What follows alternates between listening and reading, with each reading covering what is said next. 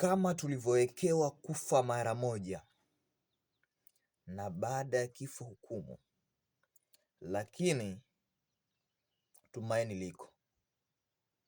Hukumu ile inaweza kuwa mbaya au ikakuwa nzuri kama utafanya jambo hili.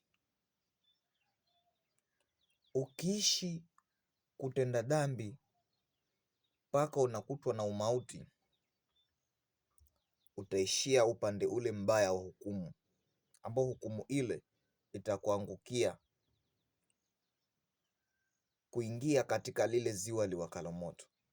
Lakini hukumu hii itakuwa ya manufaa kwako kama utamchagua Yesu Kristo. Utachagua kuishi maisha matakatifu. Hukumu ile itakuwa nzuri kwako, maana utapata nafasi ya kukutana na Yesu Kristo.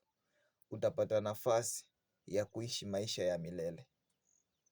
Utapata nafasi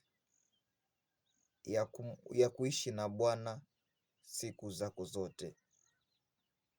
Hii itakuwa ni raha kwa waliompokea Kristo, na itakuwa ni kilio na kusaga meno kwa waliomkataa Kristo. Mchague Kristo leo uokolewe. Uchague dhambi upotee milele. Uamuzi ni wako.